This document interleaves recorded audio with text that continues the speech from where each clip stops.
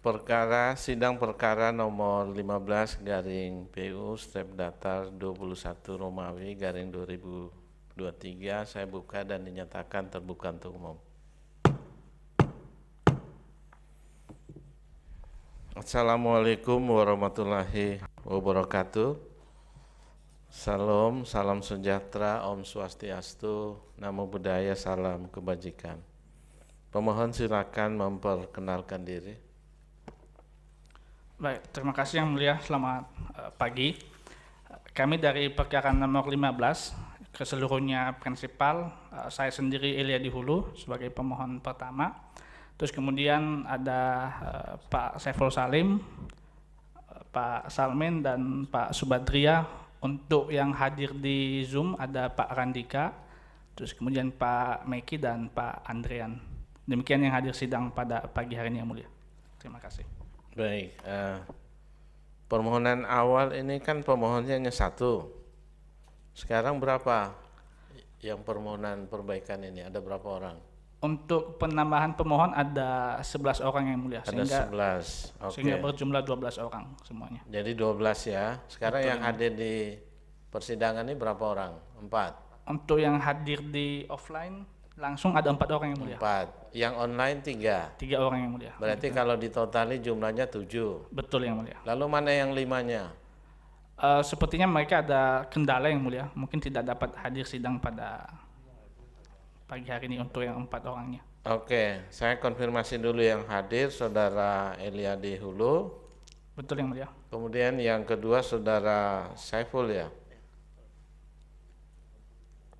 Saiful Halim ada? Ada Pak. Oh, ada, oke. Kemudian siapa lagi yang hadir? Ada Subandria di sebelah pojok kanan saya. Tatar, Subandria nomor 11 di sini ya. Subadria Nuka. Ya. Oke. Terus Terus kemudian ada Salmen Purba. Salman Jaindro Purba. Betul Yang Mulia. Oke, jadi yang hadir di secara offline Saudara Elia Dihulu, Saudara Saiful Halim, kemudian Subadria Nuka dan Saudara Salman ya, Jaindro Purba. Oke. Kemudian yang online ini Saudara Andrian Saifuddin ya. Iya betul Yang Mulia. Oke. Terus Kemudian Saudara Randika Fitra Darmawan. Kemudian yang berikut Meki Yadi ya, Meki Yadi Saputra. Oke, jadi yang hadir offline ada 4, online-nya 3. Ini sebagai catatan bagi yang tidak hadir, ini tidak serius sebetulnya ya, kecuali dia memberi kuasa. Karena dia tidak memberi kuasa, ini menunjukkan dia tidak serius ya. baik Yang Mulia. Ini catatan kami, karena tidak ada kuasa maka yang nanti kami akui hanya 7 orang ini ya. Baik Yang Mulia. Ini dari awal saya beritahu supaya pemohon tahu kalau dia tidak memberi kuasa dia wajib hadir ya, apalagi ini sidang perbaikan. Baik Yang Mulia. Oke, sekarang sidang perbaikan, jadi pemohon silakan membacakan pokok-pokok perbaikan kurang lebih 10-15 menit. Tapi khusus untuk petitum dibacakan secara lengkap ya. Ya, silakan. Siapa yang akan membacakan? Baik Yang Mulia. Izin. Oke, Saudara Hulu ya. Betul Yang Mulia. Baik, saya akan pada pagi ini saya akan menyampaikan pokok-pokok perbaikan permohonan, di mana pada sidang awal pendahuluan Yang Mulia Majelis Hakim telah menyampaikan beberapa perbaikan ataupun nasihat yang tentunya telah kami akomodir dalam sidang perbaikan permohonan ini. Ada beberapa poin pada sidang pendahuluan yang telah kami catat yang disampaikan oleh Majelis Hakim. Yang pertama tentang perihal yang disampaikan oleh Yang Mulia Prof. Eni untuk melengkapi pasal yang diujikan. Oleh karena itu Kami telah melengkapinya Yang Mulia.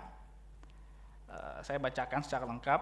Perbaikan permohonan pengujian pasal 39 ayat 1 dan ayat 2 serta penjelasan pasal 39 ayat 1 dan ayat 2 Undang-Undang Nomor 6 Tahun 2014 tentang Desa terhadap Undang-Undang Dasar Negara Republik Indonesia tahun 1945. Untuk perbaikan ini Yang Mulia ada karena kemarin sidang pendahuluan disarankan untuk melengkapi juga pengujian terhadap pasal, maka kami telah mengakomodir itu. Terus kemudian saya masuk pada legal standing Yang Mulia. Berhubung karena adanya penambahan pemohon yang pada sidang hari ini yang awalnya berjumlah 12 orang kemudian dieliminir beberapa orang sehingga berjumlah 7 orang, maka kami telah menguraikan legal standing masing-masing. Yang pertama, dari antara para pemohon ini memang ada yang masyarakat desa yang pemilihan kepala desanya atau kepala desanya diperoleh melalui pemilihan, dan ada juga memang pemohon yang berdomisili di kelurahan sehingga lurah ataupun kepala desanya dipilih berdasarkan penunjukan oleh bupati ataupun wali kota. Nah, kami telah membagi legal standing itu. Yang pertama, bahwa untuk kami sebagai pemohon yang masyarakat desa yang kepala desanya dipilih melalui pemilihan merupakan warga negara Indonesia dengan kerugian konstitusional bahwa dengan lamanya masa jabatan yang 6 tahun akan merugikan konstitusional kami dengan lamanya masa tunggu untuk kami mencalonkan diri sebagai kepala desa maupun masa nunggu untuk melakukan pergantian kepala desa. Karena dalam waktu 1 tahun itu merupakan waktu yang cukup untuk melakukan perbaikan ke arah yang lebih baik. Nah, terus kemudian apabila misalnya ada tindakan kesewenang-wenangan ataupun koruptif dari kepala desa, maka seperti yang saya sampaikan tadi, kami harus menunggu selama 6 tahun. Namun apabila merujuk pada konstitusi pasal 7 Undang-Undang Dasar tahun 1945, maka masa jabatan eksekutif dalam pasal 7 tersebut diatur hanya 5 tahun dengan 2 periode. Nah, terus kemudian Yang Mulia, untuk pemohon yang tinggal di kelurahan yang lurah ataupun kepala desanya diperoleh berdasarkan penunjukan, ada kerugian konstitusional berupa bahwa para pemohon ini merupakan pembayar pajak dan juga penikmat manfaat dari APBN. Oleh karena itu, pajak yang dibayarkan dan APBN yang dialokasikan dalam dana desa, apabila kemudian dikorupsikan oleh kepala desa ataupun hal-hal ataupun tindakan yang tidak sewajarnya sehingga merugikan keuangan negara, akan berdampak secara tidak langsung terhadap para pemohon. Oleh karena itu, adanya hubungan pertautan antara kerugian konstitusional para pemohon, yang ini merupakan syarat kualifikasi yang disyaratkan dalam poin 4. Kami telah menguraikannya, saya baca secara lengkap, karena ini kemarin merupakan saran dari Yang Mulia Prof. Arief Hidayat. Adanya hubungan sebab akibat antara kerugian dan berlakunya undang-undang atau yang dimohonkan pengujiannya. Yang pertama, bahwa dengan berlakunya pasal 39 ayat 1 dan ayat 2 Undang-Undang Desa sepanjang tidak dimaknai sebagaimana petitum permohonan equo, maka para pemohon mengalami ketidaksetaraan, ketidaksamaan, dan perlakuan yang tidak sama di mata hukum, serta diskriminasi bila mana nantinya para pemohon menduduki jabatan politik seperti gubernur, wali kota, dan bahkan presiden, karena adanya perbedaan masa jabatan dan periodisasi dengan jabatan kepala desa. Kerugian ini diperoleh karena berlakunya pasal 39 ini Yang Mulia. Terus kemudian huruf B-nya, bahwa dengan berlakunya pasal 39 ayat 1 dan ayat 2 Undang-Undang Desa sepanjang tidak dimaknai sebagaimana petitum permohonan equo, maka pemohon harus menunggu dengan waktu yang cukup lama untuk melakukan pergantian kepala desa yang tidak memiliki kemampuan dalam memimpin desa, sehingga membawa pada kemerosotan ekonomi dan kesejahteraan warga desa yang tentunya akan berdampak juga kepada para pemohon. Kemudian bahwa dengan berlakunya pasal 39 ayat 1 dan ayat 2 Undang-Undang Desa sepanjang tidak dimaknai sebagaimana petitum permohonan equo, maka akan memberi peluang besar kepada kepala desa untuk melakukan tindakan-tindakan yang bertentangan dengan hukum seperti tindakan koruptif, tindakan kesewenang-wenangan, dan tindakan lainnya yang mengarah pada terbentuknya tirani di tingkat desa sehingga merugikan para pemohon. Peluang-peluang ini diperoleh karena adanya masa jabatan yang cukup lama. Itu merupakan hubungan pertautan antara kerugian kami dengan berlakunya pasal 39 yang dialami oleh para pemohon. Terus kemudian untuk saya izin untuk tidak menyampaikan poin ketiganya yang mulia, itu permohonan tidak nebis in idem, karena memang secara permohonan kami merasa bahwa ini sudah cukup lengkap memberikan penjelasan bahwa permohonan tidak nebis in idem. Terus kemudian kami masuk pada alasan-alasan permohonan. Pada sidang pendahuluan sebelumnya, Prof. Arif Hidayat dan Prof. Eni Nurbaningsih menyampaikan bahwa harus dijelaskan kenapa kemudian dalam setiap undang-undang yang mengatur tentang desa ada perbedaan masa jabatan. Ya. Misalnya dalam Undang-Undang Nomor tahun 65, tahun 79, tahun 99, dan tahun 2004 serta 2014, dalam setiap pengaturannya ada perbedaan masa jabatan. Nah, setelah kami melakukan penelusuran dan juga kajian pustaka yang mulia, bahwa memang perbedaan tersebut sebenarnya hanya terletak pada political will pemerintah ataupun rezim yang menjabat pada saat itu. Ya.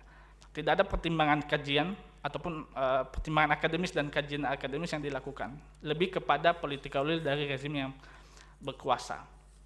Nah, untuk kemudian supaya tidak ada perbedaan antara undang-undang yang satu dengan undang-undang yang lain yang mengatur setiap desa, maupun nantinya dalam revisi Undang-Undang Desa tahun 2014 ini, maka kita harus tetap merujuk pada pasal 7 Undang-Undang Dasar yang merupakan norma dasar yang berlaku di Indonesia. Oleh karena itu, pasal 7 ini kami mengajak para yang mulia bahwa kita jangan melihat dari subjek yang diatur. Memang kalau kita melihat subjek yang diatur dalam pasal 7 ini adalah presiden dan wakil presiden. Namun kita harus melihat jauh lebih ke dalam bahwa apa alasan kenapa kemudian pasal 7 ini diatur sedemikian rupa, yaitu mengatur masa jabatan 5 tahun dan 2 periode. Ya. Semangat lahirnya pasal 7 ini adalah adanya maksud dan niat dari para pelaku reformasi kita untuk membatasi kekuasaan, karena kita pernah berada pada masa di mana tingkat demokrasi dan kualitas demokrasi kita sangat menurun. Nah, saya bacakan salah satu poin yang cukup penting dalam alasan permohonan huruf A. Nomor satunya, bahwa ihwal lahirnya pasal 7 Undang-Undang Dasar 1945 merupakan semangat dari pembatasan kekuasaan dan masa jabatan eksekutif yang pernah membawa Indonesia pada era degradasi demokrasi yang sangat nyata pada zaman Orde Baru. Fakta historis tersebut merupakan pertimbangan utama lahirnya pasal 7 Undang-Undang Dasar tahun 1945 yang membatasi masa jabatan presiden dan wakil presiden selama 5 tahun dengan 2 periode. Oleh karena itu, penting memahami makna sesungguhnya dari pasal 7 Undang-Undang Dasar 1945. Terus kemudian, angka 2-nya, bahwa ada 2 cara dalam memahami teks pasal 7 Undang-Undang Dasar tahun 1945, yaitu membaca secara tekstual dan secara historis, yang meliputi suasana kebatinan saat dirumuskan pasal 7 tersebut. Nah, oleh karena itu, yang mulia, kami mencoba menjelaskan bahwa mengapa kemudian pasal 7 ini lahir. Apabila kita korelasikan dengan masa jabatan kepala desa yang 6 tahun dengan 3 periode, maka memang kalau kita melihat dari sudut pandang semangat lahirnya dan spirit lahirnya pasal 7 ini tentunya bertentangan dengan Undang-Undang Dasar. Nah, terus kemudian kami juga telah mengakomodir terkait dengan masukan dari Prof. Eni supaya dilihat kenapa kemudian dalam Undang-Undang 2014 tersebut diatur masa jabatan kepala desa 6 tahun dengan 3 periode. Kami juga sudah melakukan penelusuran yang mulia terkait dengan kenapa alasan pasal 39 ini kemudian muncul. Ya, berdasarkan penelusuran yang kami lakukan, dalam yang kami kutip ataupun yang kami kaji dalam alamat website yang tertera di angka 8 halaman 21 yang mulia, bahwa sebenarnya terkait dengan pengaturan tersebut tidak ada alasan yang diberikan oleh pembentuk undang-undang, ya, baik kajian teoritis, secara akademis, bahkan dalam naskah akademik Undang-Undang Desa yang tahun 2014 itu yang mulia, dalam naskah akademiknya awalnya diatur hanya 2 periode. Ya, tapi kemudian dalam pembahasan antar fraksi maupun dalam agenda RDPU, kemudian dirubah menjadi 3 periode. Nah, ini merupakan sebenarnya kami memahami bahwa ini sebenarnya lebih kepada konfrontir antara fraksi-fraksi ataupun lobby-lobby politik yang dilakukan oleh para fraksi pada saat pembahasan, sehingga kemudian dirubah menjadi 3 periode. Nah, oleh karena itu, tidak adanya kajian akademis dan alasan teoritis kenapa kemudian diatur sedemikian rupa pengaturannya, maka kita harus tetap merujuk pada pasal 7 Undang-Undang Dasar tahun 1945. Hal ini juga berkaitan dengan pasal 1 angka 3 Undang-Undang Dasar bahwa Indonesia merupakan negara hukum, di mana salah satu ciri dari negara hukum adalah adanya pembatasan kekuasaan. Ya, tentunya pembatasan kekuasaan ini kita harus tetap merujuk pada pasal 7 yang secara prinsip dan rasional adalah 5 tahun dengan 2 periode. Kemudian kami juga telah mengakomodir adanya disintegrasi sosial yang sebelumnya disampaikan oleh Prof. Arief Hidayat supaya dipertimbangkan apakah dalam jangka waktu 5 tahun, apakah konflik sosial yang terjadi di desa sudah sembuh, sudah pulih, atau bagaimana.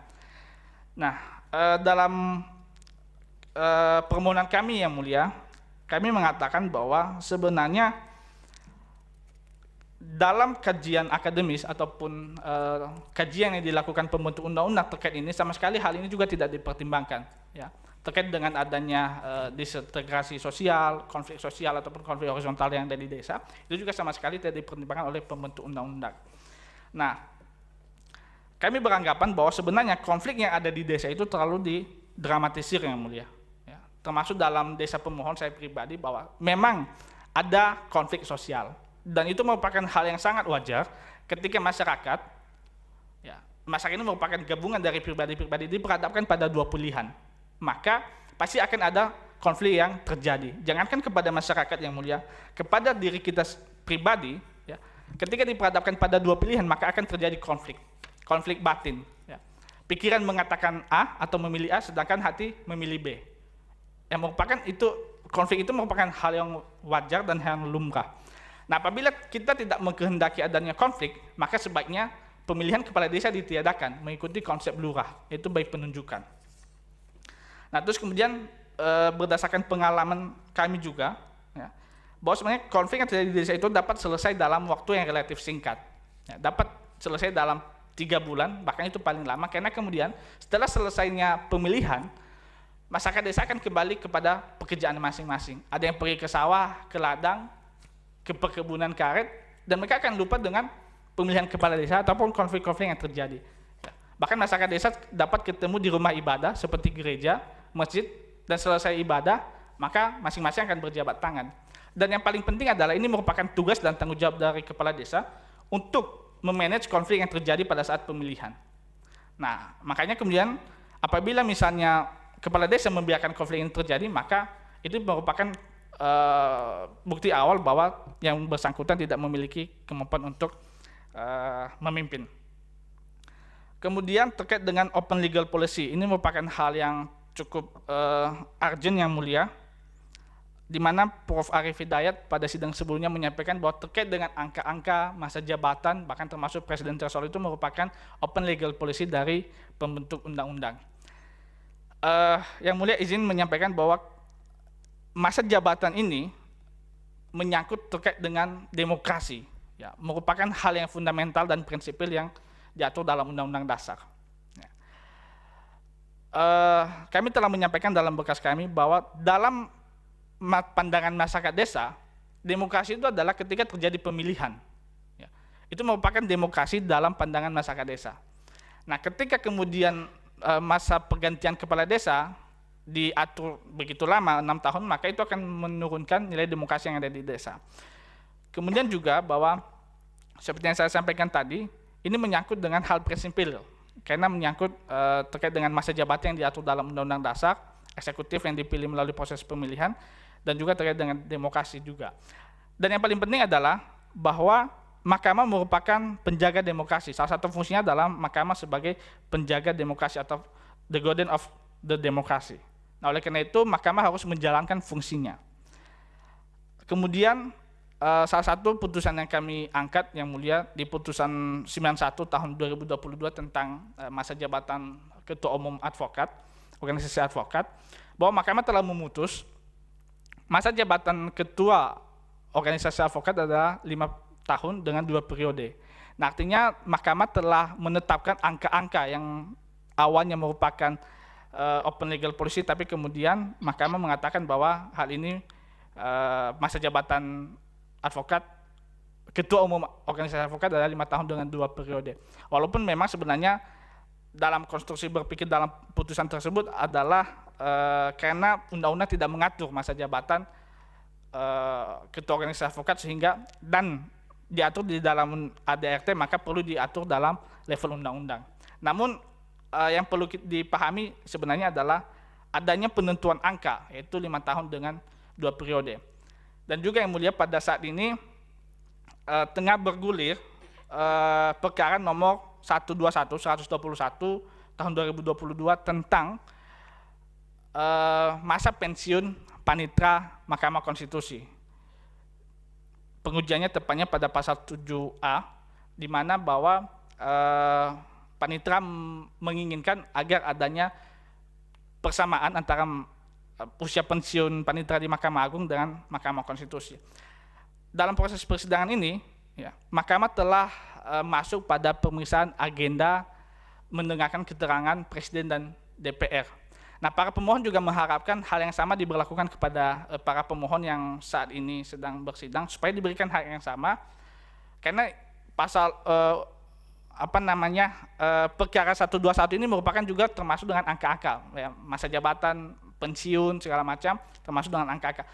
Kami juga berkolerasi dengan itu, oleh karena itu kami memohon juga dipersamakan, memiliki hak yang sama untuk mendengarkan apa sebenarnya pertimbangan dari Presiden dan DPR, kenapa kemudian mengatur masa jabatan kepala desa 5 tahun dengan 2 periode. Hal ini juga penting, karena dalam naskah akademik dan kajian-kajian yang kami lakukan, bahwa tidak ada pertimbangan yang benar-benar urgent terkait dengan pengaturan masa jabatan kepala desa.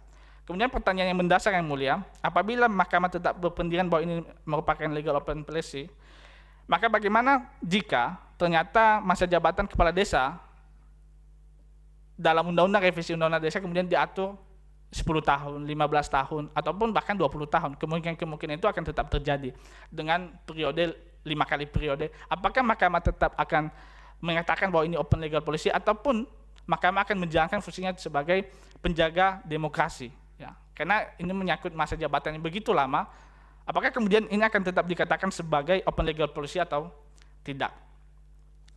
Nah, ini juga penting yang mulia kami sampaikan, bahwa jikalaupun mahkamah berpendapat norma dalam pasal 39 ayat 1 dan 2 tidak inkonstitusional, namun para pemohon memohon kepada yang mulia majelis hakim untuk tetap membatasi periodisasi masa jabatan kepala desa dari 3 periode menjadi 2 periode. Hal tersebut untuk menyesuaikan dengan naskah akademik rancangan undang-undang desa yang belum terkontaminasi dengan lobi-lobi politik antar faksi.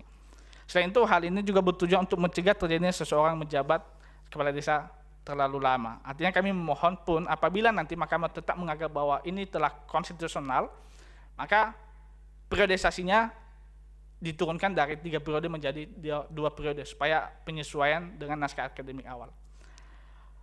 Kemudian bahwa seluruh dalil dan argumentasi sebagaimana yang telah para pemohon uraikan berlaku juga bagi penjelasan pasal 39 ayat 1 dan ayat 2, karena penjelasan akuo memiliki makna dan maksud yang sama. Oleh karena itu, bila mana permohonan akuo dikabulkan, maka berlaku secara mutatis mutandis pada bagian penjelasannya. Khusus untuk pasal 39 ayat 2, penjelasannya disesuaikan dengan putusan Mahkamah nomor 42 tahun 2021. Izin yang mulia untuk petitum akan dibacakan oleh rekan saya, Saiful Salim. Izin yang mulia, saya lanjutkan petitum kami, bahwa dari seluruh dalil-dalil yang diuraikan di atas dan bukti-bukti terlampir, dengan ini para pemohon memohon kepada para yang mulia Majelis Hakim Mahkamah Konstitusi untuk kiranya berkenan memberikan putusan sebagai berikut. 1. Mengabulkan permohonan para pemohon untuk seluruhnya. Yang kedua, menyatakan pasal 39 ayat 1 Undang-Undang Nomor 6 Tahun 2014 tentang Desa, Lembaran Negara Republik Indonesia tahun 2014, nomor 7 tambahan Lembaran Negara Republik Indonesia tahun 2014, nomor 5495, bertentangan dengan Undang-Undang Negara Republik Indonesia tahun 1945 dan tidak mempunyai kekuatan hukum mengikat sepanjang tidak dimaknai kepala desa memegang jabatan selama 5 tahun terhitung sejak tanggal pelantikan. Yang ketiga, menyatakan pasal 39 ayat 2 Undang-Undang Nomor 6 tahun 2014 tentang Desa, Lembaran Negara Republik Indonesia tahun 2014, Nomor 7 tambahan Lembaran Negara Republik Indonesia tahun 2014 Nomor 5495 bertentangan dengan Undang-Undang Dasar Negara Republik Indonesia tahun 1945 dan tidak mempunyai kekuatan hukum mengikat sepanjang tidak dimaknai kepala desa sebagaimana dimaksud pada ayat 1 dapat menjabat paling banyak 2 kali masa jabatan secara berturut-turut atau tidak secara berturut-turut. 4. Menyatakan penjelasan pasal 39 ayat 1 Undang-Undang Nomor 6 tahun 2014 tentang Desa, Lembaran Negara Republik Indonesia tahun 2014 Nomor 7 tambahan Lembaran Negara Republik Indonesia tahun 2014 Nomor 5495 bertentangan dengan Undang-Undang Dasar Negara Republik Indonesia tahun 1945 dan tidak mempunyai kekuatan hukum mengikat sepanjang tidak dimaknai. Yang dimaksud dengan terhitung sejak tanggal pelantikan adalah seseorang yang telah dilantik sebagai kepala desa, maka apabila yang bersangkutan mengundurkan diri sebelum habis masa jabatan dianggap telah menjabat 1 periode masa jabatan 5 tahun. Poin 5, menyatakan penjelasan pasal 39 ayat 2 Undang-Undang Nomor 6 tahun 2014 tentang Desa, Lembaran Negara Republik Indonesia tahun 2014 Nomor 7 tambahan Lembaran Negara Republik Indonesia tahun 2014 Nomor 5495 bertentangan dengan Undang-Undang Dasar Negara Republik Indonesia tahun 1945 dan tidak mempunyai kekuatan hukum mengikat sepanjang tidak dimaknai kepala desa yang sudah menjabat 1 periode baik berdasarkan Undang-Undang Republik Indonesia Nomor 6 tahun 2014 tentang Desa maupun berdasarkan undang-undang sebelumnya masih diberi kesempatan untuk menjabat 1 periode. Begitu pula bagi kepala desa yang sudah menjabat 1 periode baik berdasarkan Undang-Undang Republik Indonesia Nomor 6 tahun 2014 tentang Desa maupun berdasarkan undang-undang sebelumnya masih diberi kesempatan untuk menjabat 1 periode. 6. Memerintahkan pemuatan putusan ini dalam Berita Negara Republik Indonesia sebagaimana mestinya, atau apabila Yang Mulia Majelis Hakim Mahkamah Konstitusi memiliki pendapat lain, mohon putusan yang seadil-adilnya atau ex equo et bono. Terima kasih Yang Mulia. Baik, izin Yang Mulia sedikit saja. Ya. Untuk petitum angka 5 terkait dengan penjelasan pasal 39 ayat 2, petitumnya itu kami telah menyesuaikan dengan putusan yang 42 Yang Mulia terkait dengan periode masa jabatan kepala desa. Terus kemudian Yang Mulia untuk alat bukti, ya, kami mohon maaf kami belum menyerahkan yang dilegalisir. Namun izin nanti untuk setelah ini kami akan menyerahkan di bagian bawah di penerimaan berkas Yang Mulia. Terus kemudian untuk di halaman 33 Yang Mulia ada kesalahan penulisan. P4 seharusnya itu merupakan P15, mohon izin Yang Mulia. Terus kemudian halaman 34. Ini yang halaman 33 yang di mana? Halaman 33. Ya. Yang Seharusnya yang tertulis P4, namun seharusnya itu merupakan P15 Yang Mulia. Mohon izin, ada kesalahan penulisan. Oh, yang bukti maksudnya. Betul Yang Mulia, yang bukti paling P4. bawah ya. Iya, betul Yang Mulia. P4 jadi P15 Yang Mulia.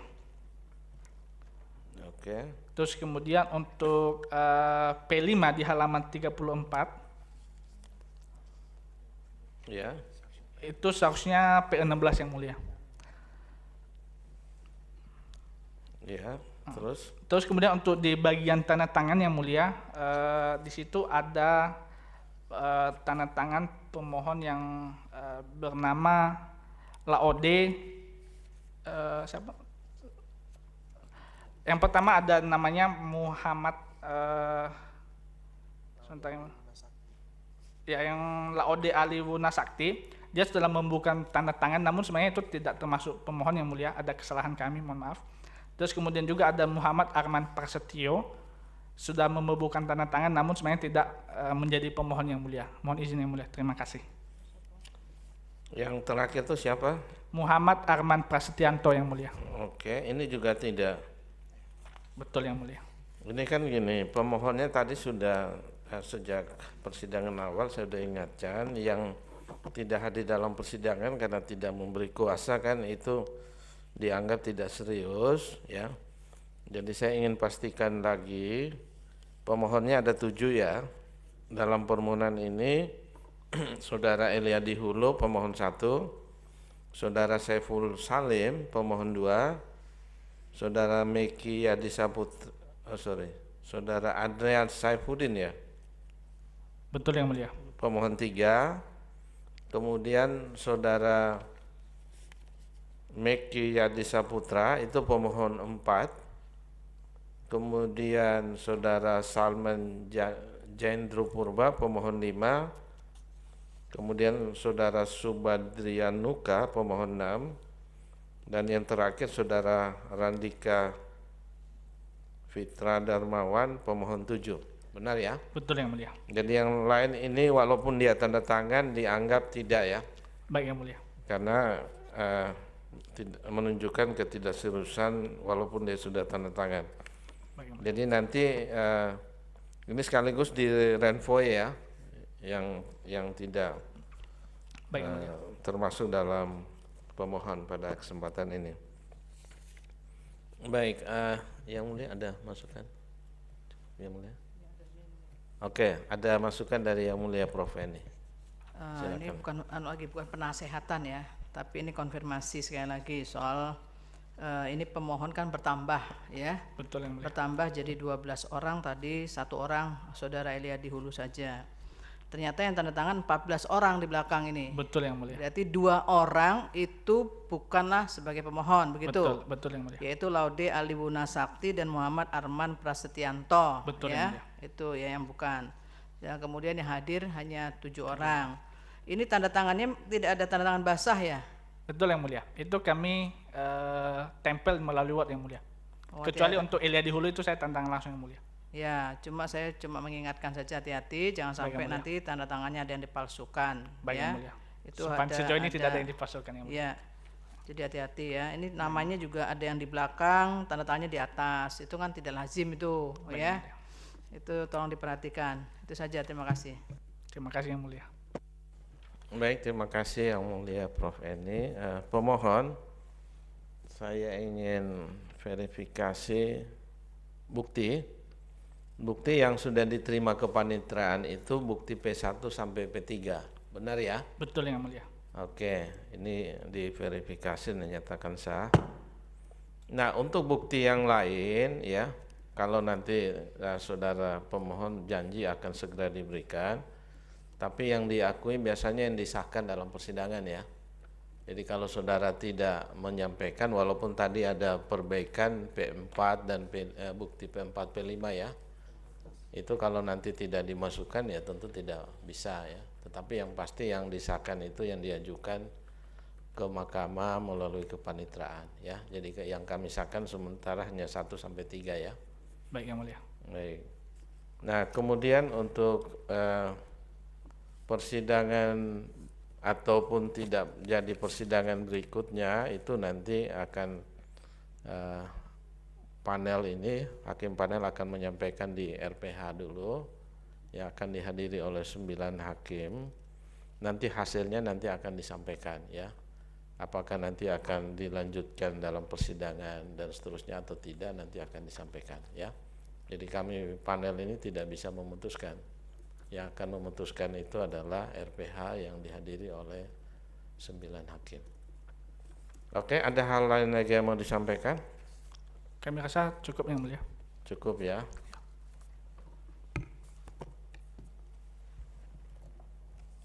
Yang mulia, cukup. Yang mulia. Baik, dengan demikian sidang hari ini selesai dan sidang ditutup.